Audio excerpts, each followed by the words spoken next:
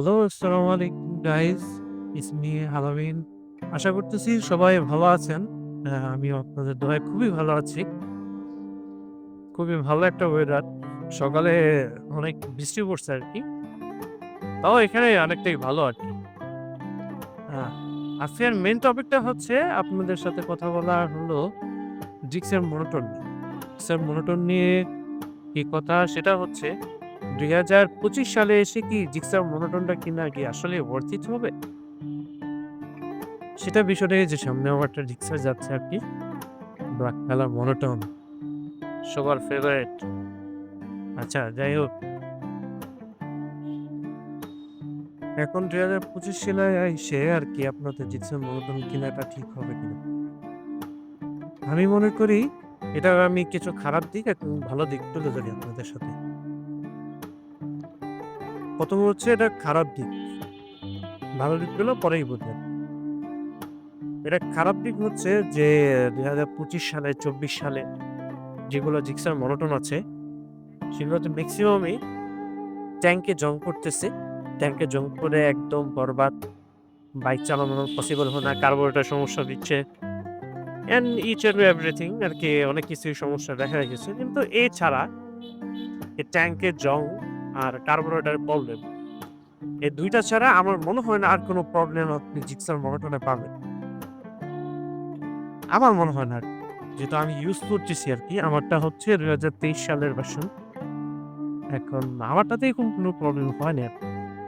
Problem হয়নি বললে হবে না আরকি। একটা প্রবলেম হচ্ছে বা হয় সেটা হলো জিক্সার মোনোটোনে কার্বোরেটরের সমস্যা।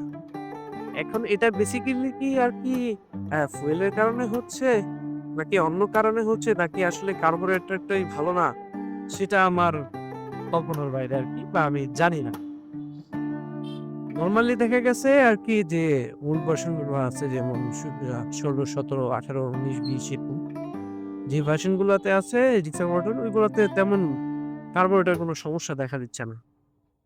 কিন্তু মেইনলি যে ২০২০, ২১, ২২ এগুলোর মধ্যে ২১, ২২ হ্যাঁ, ২১, ২২ এও কার্বোরেটরের সমস্যা দিচ্ছে আরকি। কিন্তু ২১, ২২ এর পরে যেগুলো আছে ২২, ২৩, ২৪, ২৫ এগুলোতে আরো বেশি সমস্যা দিচ্ছে আরকি কার্বোরেটর। ট্যাংকে জং পড়তেছে জং পড়ার কারণে আর কার্বোরেটর আরো বেশি জ্যাম হয়ে যাচ্ছে। এখন আমার মতে আরকি এটা হচ্ছে এটার খারাপ দিক এবং খারাপ দিক বাদ দিয়ে যদি দেখি এটার ভালো দিকের অভাব নেই। যেমন আপনি অনেকে এখন তুলনা করে এই যে আপনার হিরো এক্সট্রিম নিয়ে। আমি মনে করি হিরো এক্সট্রিম এর সাথে এটার তুলনা দেওয়া একদমই ঠিক না। সাসপেনশন খুবই ভালো আরকি। আ ওইটার সাসপেনশন এটার তুলনায়ও ভালো, অনেক ভালো আরকি। কিন্তু তারপরও আরকি এটার সাথে কোনো তুলনাই হয় না। এটা বলেন কমফোর্টনেস বলেন, এটার রাইডিং এর ফিল বলেন, এটার পাওয়ার বলেন, ইনহ্যান্স পাওয়ার, এটার ইনহ্যান্স পাওয়ারটা কিন্তু মোটামুটি খুবই ভালো। এবং এটার যে সব কথাই বাদ আরকি যে আমরা যারা বাইকার আছি আমরা কিন্তু লুকস খুঁজি আরকি। লুকস এর দিক দিয়ে জিক্সার মোটর হচ্ছে কিলার। হালকা পাতলা মদ করলে এটার কি যে সেই লাগে একটা বিষয়, পুরাই দমদার হয়ে যায় আরকি। ঢাকা শহরে শান্তি নাই ভাই। জ্যাম আর জ্যাম, জ্যাম আর জ্যাম। রাস্তা পার হইতে দেরি জ্যাম শুরু। অনেকেই আরকি ২০২৫ সালে এসেও জিক্সার মোটর কিনতে চাচ্ছে না। আমার মতে ভাই জিক্সার মোটর একটা বেস্ট চয়েস হবে। যদি আপনি ওয়েল মেইনটেইন করতে পারেন, যে কার্বোরেটর ইস্যুটা আর হচ্ছে ট্যাংকের জংয়ের ইস্যুটা আরকি আপনি মাথায় রেখে গাড়িটা ইউজ করতে পারেন তাহলে আপনার জন্য বাইক এটা বেস্ট। আর না হয় যদি এটা আপনার প্রবলেম থাকে আর কিছু বাজেট করতে পারেন আরকি। আমার মতে আপনাদের ক্ষেত্রে আ জিক্সার এফআই যে নেকেড ভার্সনটা এফআইটা কিনা বেটার হবে। ওটারও টান ভালো।